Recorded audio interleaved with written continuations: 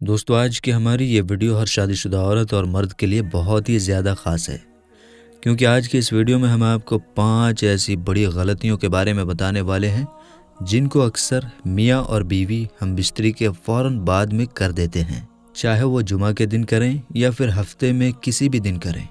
ان غلطیوں کی وجہ سے وہ بہت ہی زیادہ پچھتاتے ہیں، کیونکہ یہ 5 غلطیاں ہر میاں بیوی کو بہت ہی زیادہ نقصان پہنچاتے ہیں۔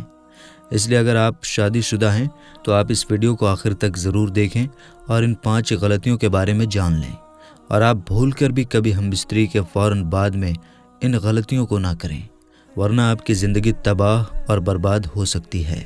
اور اگر آپ کو یہ جانکاری اچھی لگے تو آپ مہربانی کر کے اسے شیئر ضرور کر دیں تاکہ اور بھی لوگوں کے پاس یہ جانکاری پہنچ جائے اور ان کے بھی یہ باتیں کام آ سکیں۔ تو چلیے دوستو شروع کرتے ہیں۔ نمبر 1، ہم بستری کے فوراً بعد میں آپ کبھی بھی ٹھنڈا پانی نہ پئیں۔ دوستو سب سے پہلی غلطی تو یہ ہے کہ بہت سے لوگ ہم بستری کے فوراً بعد میں ٹھنڈا پانی پینا پسند کرتے ہیں۔ یاد رکھیں ہم بستری کے فوراً بعد میں پانی پینا ہمارے جسم کے لیے بہت ہی زیادہ نقصان دایک ہوتا ہے، کیونکہ اس وقت میں انسان کا جسم بہت زیادہ گرم ہوتا ہے۔ اس وقت عورت ہو یا مرد، دونوں کے جسم میں حرارت بہت زیادہ ہوتی ہے۔ ایسے میں اگر اس وقت میں کوئی ٹھنڈے پانی کا استعمال کرتا ہے، اگر کوئی ہم بستری کے فوراً بعد میں ٹھنڈا پانی پیتا ہے تو یہ ٹھنڈا پانی جسم کو بہت زیادہ نقصان پہنچاتا ہے۔ اس سے انسان کو دمے کی بیماری یعنی کہ سانس پھولنے کی بیماری بھی ہو سکتی ہے۔ دوستو آپ نے کئی بار دیکھا بھی ہوگا کہ کبھی ہم دوپہر میں یا کڑی دھوپ میں کہیں باہر سے گھر آتے ہیں تو ہمارے گھر کے بڑے بزرگ کہتے ہیں کہ پسینے میں پانی مت پینا، پسینہ سوکھنے دو، اس کے بعد پانی پینا۔ یہی وجہ ہے کہ اس وقت میں ہمارے جسم میں گرمی بہت زیادہ ہوتی ہے۔ ایسا وہ اس لیے کہتے ہیں، یہی کارن ہے کہ ہم بستری کے بعد بھی جسم بہت زیادہ گرم ہوتا ہے، اس لیے ہمیں اس وقت بھی ٹھنڈا پانی کبھی نہیں پینا چاہیے۔ نمبر 2، ہم بستری کے بعد ایک ہی کپڑے کا استعمال نہ کریں۔ دوستو کچھ لوگ ہم بستری کے فوراً بعد میں جو دوسری بڑی غلطی کرتے ہیں وہ یہ ہے کہ وہ ہم بستری کے بعد میں ایک ہی کپڑے کا استعمال کرتے ہیں، یعنی کہ ہم بستری کے وقت میں شرمگاہ سے جو نجاست وغیرہ نکلتی ہے وہ عورت اور مرد دونوں سے نکلتی ہے۔ ایسے میں کچھ لوگ کیا کرتے ہیں کہ وہ ایک ہی کپڑے سے مرد بھی اپنے شرمگاہ کو صاف کر لیتے ہیں اور پھر اسی کپڑے سے عورت بھی اپنی شرمگاہ کو صاف کر لیتی ہے، یعنی کہ جو نجاست اور گندگی لگی ہوتی ہے اس کو پوچھ لیتے ہیں۔ یاد رکھیں یہ بھی ایک بہت بڑی غلطی ہے۔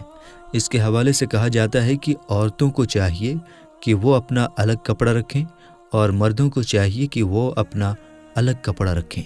ایک ہی کپڑے سے پوچھنے سے میاں اور بیوی کے درمیان نفرت پیدا ہونے کا اندیشہ رہتا ہے، یعنی کہ کہا جاتا ہے کہ ایسا کرنے سے دونوں کے بیچ میں نفرت پیدا ہو جاتی ہے، اور ایسا کرنے کا دوسرا نقصان یہ ہے کہ اس سے الرجی ہونے کا بھی خطرہ بنا رہتا ہے۔ نمبر 3، ہم بستری کے فوراً بعد میں اپنی شرمگاہ کو ٹھنڈے پانی سے نہ دھوئیں۔ دوستو تیسری غلطی جس کو کچھ لوگ ہم بستری کے فوراً بعد میں کر دیتے ہیں وہ یہ ہے کہ وہ ہم بستری کے فوراً بعد میں باتھ روم میں جا کر اپنے شرمگاہ کو ٹھنڈے پانی سے دھو لیتے ہیں۔ یاد رکھیں اس وقت مرد اور عورت کا جسم بہت زیادہ گرم ہوتا ہے، جسم میں حرارت بہت زیادہ ہوتی ہے۔ اگر اس وقت میں آپ اس جگہ پر ٹھنڈا پانی ڈالو گے تو اس سے نسیں پھٹنے کا اندیشہ ہو سکتا ہے۔ اور یہی نہیں بلکہ حکیموں نے تو یہاں تک کہا ہے کہ ہم بستری کے فوراً بعد میں شرمگاہ پر ٹھنڈا پانی ڈالنے سے نامردی ہونے کا بھی اندیشہ ہو سکتا ہے، اس لیے آپ یہ غلطی بھی کبھی نہ کریں۔ نمبر 4، ہم بستری کے فوراً بعد پیشاب کو نہ جائیں۔ دوستو کچھ عورتیں پوچھتی ہیں کہ ہمارا حمل نہیں ٹھہرتا ہے، ایسے میں ہم کیا کریں؟ تو یاد رکھیں اگر آپ کا حمل نہیں ٹھہر رہا ہے تو آپ کو چاہیے کہ آپ ہم بستری کے فوراً بعد میں پیشاب کرنے کے لیے نہ جائیں، یعنی کہ آپ استنجا وغیرہ کرنے نہ جائیں، کیونکہ آپ کو معلوم ہے کہ ہم بستری کے وقت میں بچہ پیدا کرنے والی کچھ چیزیں عورت کے رحم میں جاتی ہیں۔ اب ایسے میں اگر کوئی عورت ہم بستری کے فوراً بعد میں ہی اٹھ کر پیشاب کے لیے چلی جاتی ہے تو پھر وہ جو اندر گئی تھی وہ چیز واپس باہر آ جاتی ہے۔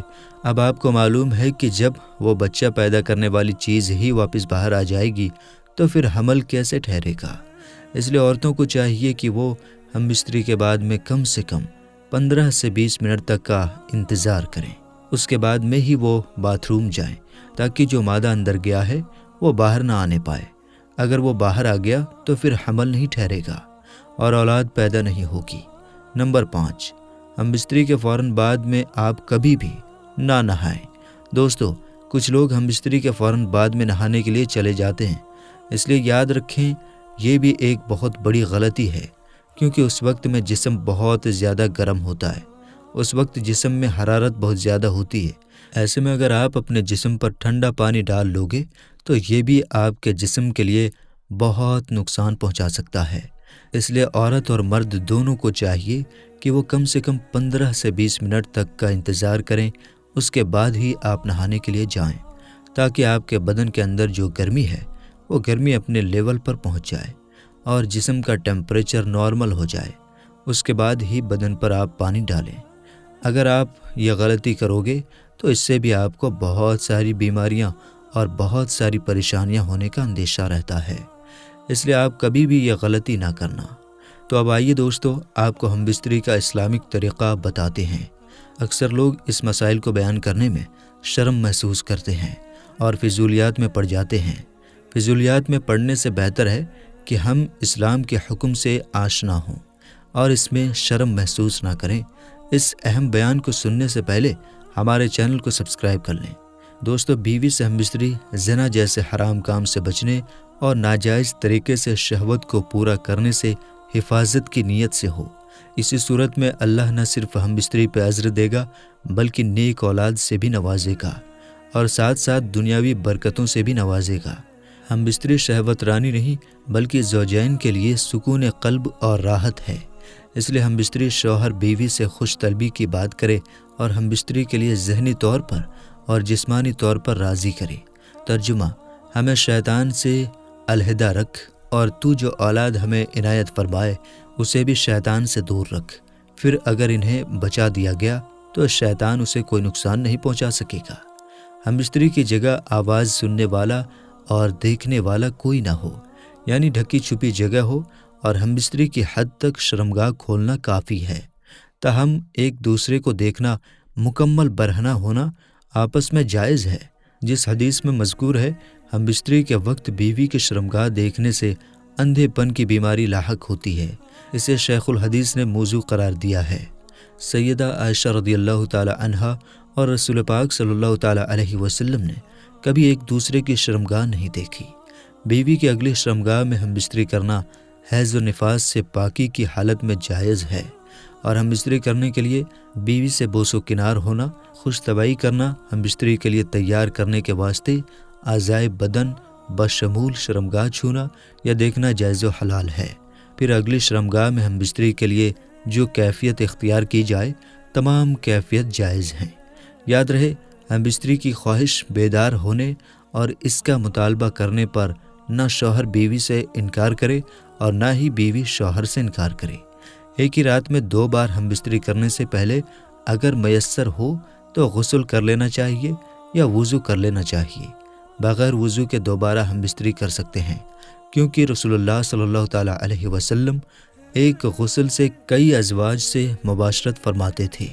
मर्द की शर्मगाह औरत की शर्मगाह में दाखिल होने से औरत व मर्द दोनों पर गुस्ल वाजिब हो जाता है। मनी का इंजाल हो या ना हो, हालत जनाबत में सोया जा सकता है।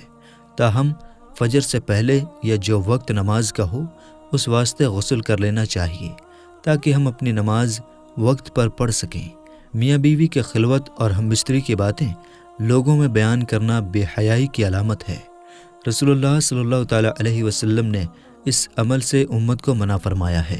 इस बात से इन बेहयाओं को नसीहत लेना चाहिए जो हम बिस्तरी की तस्वीर या वीडियो बनाते हैं फिर उसे लोगों में फैला देते हैं। नाऊज़ु बिल्लाह, कितने मलऊन हैं। फहश वीडियो बनाते हैं और फिर उसे फैला देते हैं। अगर आप भी अपने किसी मसले के बारे में हमसे पूछना चाहते हैं तो हमें कमेंट बॉक्स में पूछ सकते हैं। इंशाअल्लाह हम आपके सवालों का जवाब देने की पूरी कोशिश करेंगे। तो मुलाकात होगी फिर इंशाअल्लाह ताला एक नई और अच्छी वीडियो के साथ। तब तक के लिए अस्सलाम वालेकुम, अल्लाह हाफिज़।